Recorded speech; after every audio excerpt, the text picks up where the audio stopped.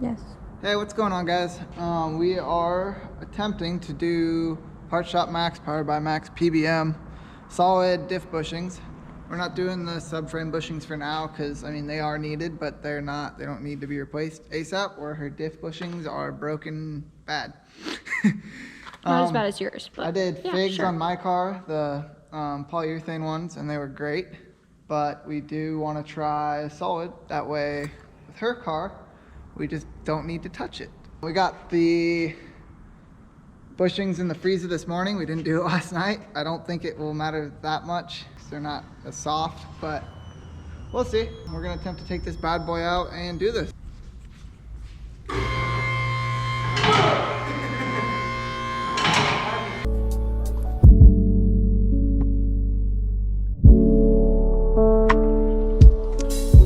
You can see this bad bitch is holding up just fine. This was From the last video.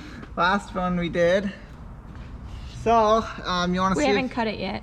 Oh yeah, no, I don't think we are either. It's too cool now. That's its own thing. So this is how you tell.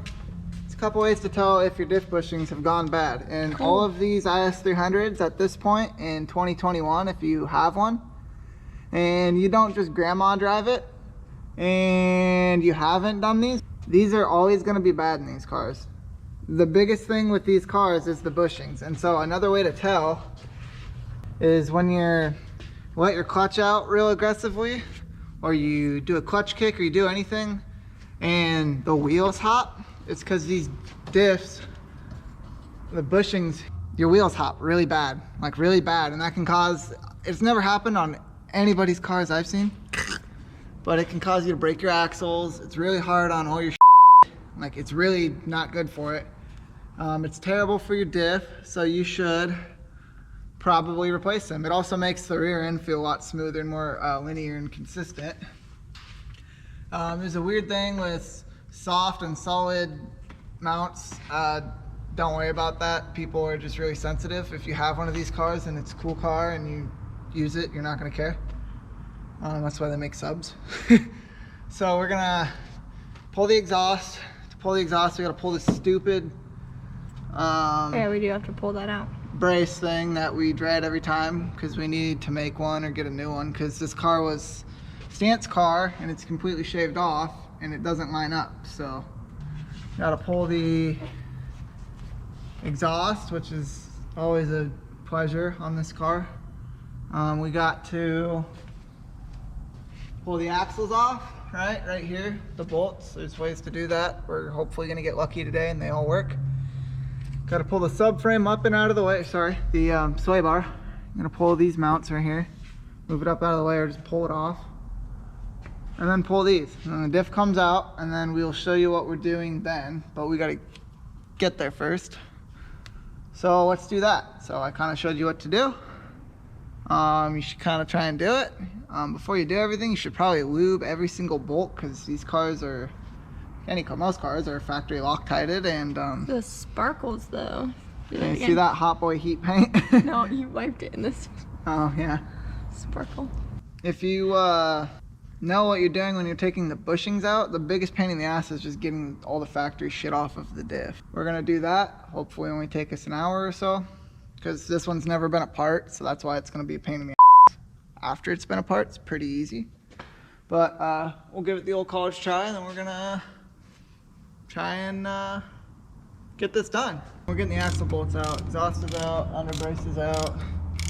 Do the axle bolts and you get someone up in the car, which is gonna be her. It's gonna just Surprisingly, those are coming out. Not coming horrible. out really nicely. Mine were not as Stuck. fun. So that's awesome. I Which mean, actually might be a good sign that I think you're with this when he said there's a cause in there, but these are not factory Loctited. And he left everything loose, which means he's been in this diff, and maybe there is a cause, but I don't know. I don't believe it. That doesn't make any sense. But when we bought the car, he told us that there was a cause in it. Cause 1.5. And Doesn't feel like it, but like, yeah. it has way more positive engagement than my stock LSD. My stock LSD was really good, but I still think it's stock. Yeah, but we've never opened the diff, so we have no idea.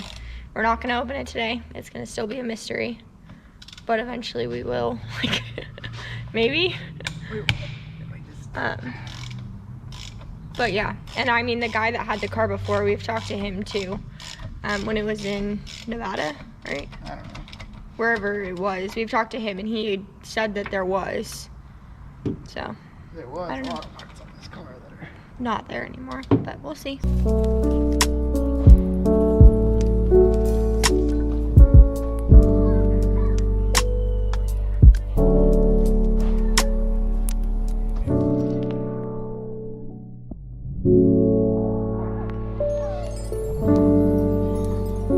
Which we've never drive taken out. shaft to diff bolts. I've learned this from doing many of them. Always, always, always, always, always torch them. But remember that your fuel tank. Yeah, remember your fuel tank's here, so just be courteous, have fire extinguisher there or something. But torch here for about 30 seconds, here for 10, other side 30 seconds at most. Just to get, you should always Loctite these when you put them back. But really just to get the Loctite loose, because it's like I've broken my nose taking these off before, like bad, like knocked myself out cold because I didn't torch them. Because I was an On my idiot. car too. On this car. So torch them, come out, no problem, easy all day. And that'll be, those and those are the biggest pain in the this whole job. So that's done. And getting the They're bushings. really hot. I'm gonna get some cold water and touch them and get them off. Let me just pull the diff, and then I'll show you how to get the bushings out the easiest way, in my opinion, if you have a little bit of money to buy a air hammer with. Then you don't need to get cancer, even though probably the majority of you smoke, get cancer from burning up bushings. That's disgusting. You don't need to buy $100 puller that you're going to use one time, because an air hammer you can do a lot with. And you don't need to spend hours drilling them out. You just, I'll show you.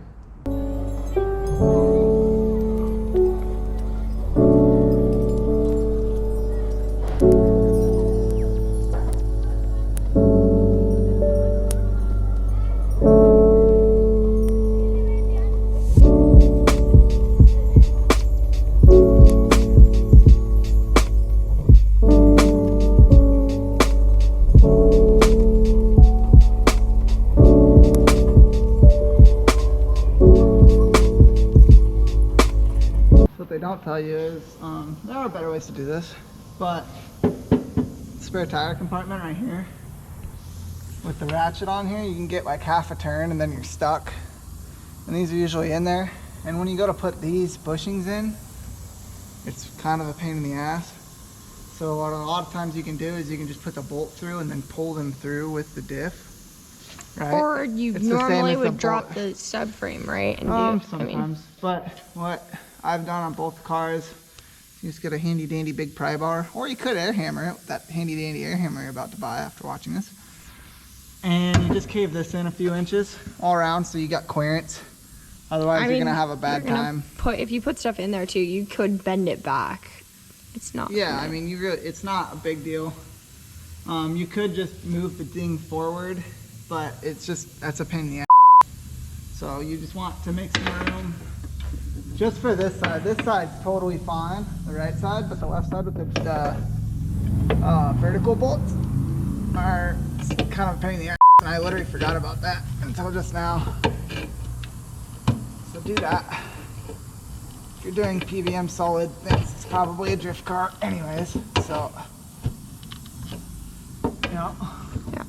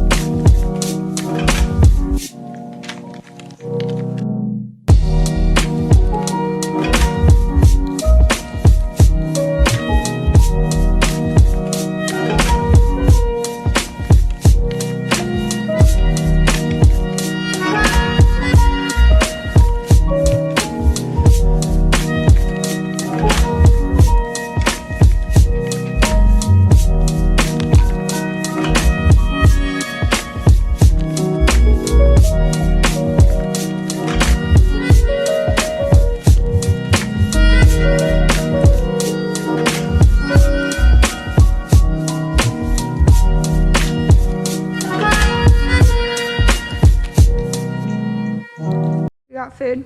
Got food, very full. Don't want to do this anymore. So air hammer. This is an air hammer. Gets different bits. And you can some shit up with these pretty good if you some shit up enough.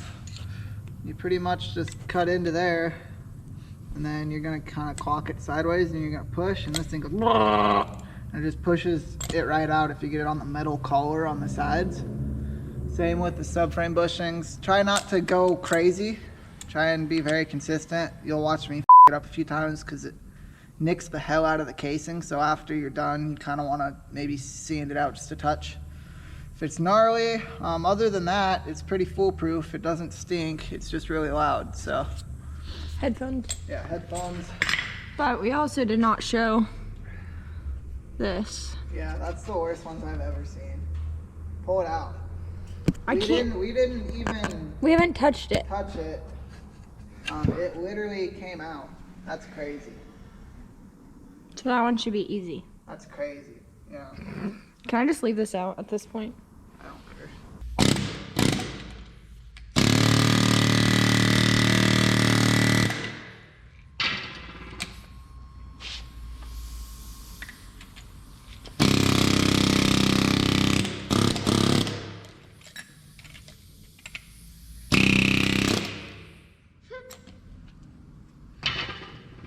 Weird. So now we gotta press this metal casing out that it's in.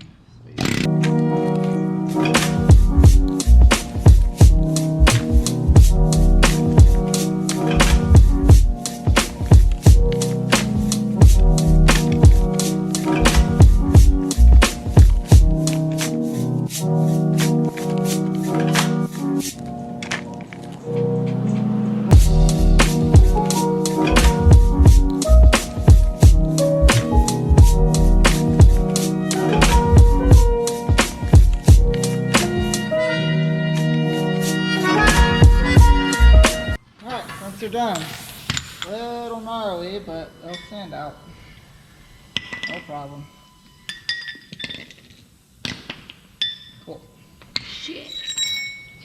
Yeah, shit's right. Show. Alright. What was that, 5 minutes? Yeah. Less than. Yeah, so 6 minutes. you kind of gotta, be careful and your case up a little bit, but you're just pressing bushings in there, so we'll grind these out. You want to show them here? You kind of pit them because this cuts into the metal. You grind that a little bit. You don't grind this. Just kind of grind the rough throw bushings in, because at most this is gonna have 2 sets of bushings in it ever, maybe 3, and then at that point you're just getting another diff. So no big deal. So those are out. Now we got to get the subframe ones out, which will not be very hard. Yeah. And let's do that, and then we'll figure out how to get them in.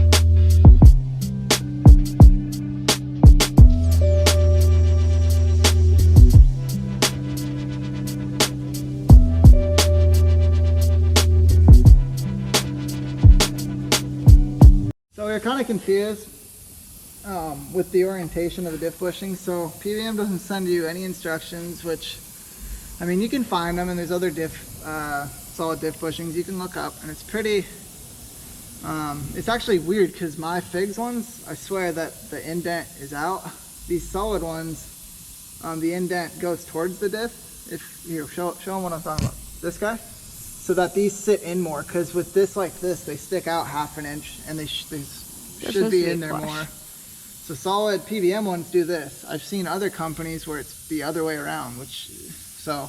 I mean, it would be nice to have instructions, guys. Thank you for making a dope product, but instructions.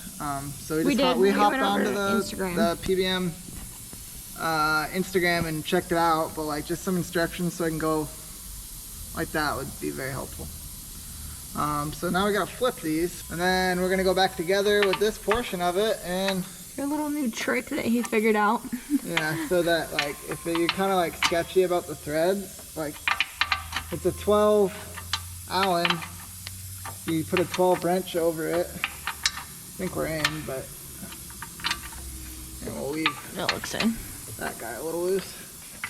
And then once these are all the way in, then after you bang your thing out a little bit, you're totally good to fit. Got it. So diff bushings are in. They were easy, but they were also a pain in the so highly recommend bending this, the pry bar, and hitting this with a hammer. Give you a lot of room to work on the driver's side ones, otherwise you're gonna have a bad time trying to get a wrench in there.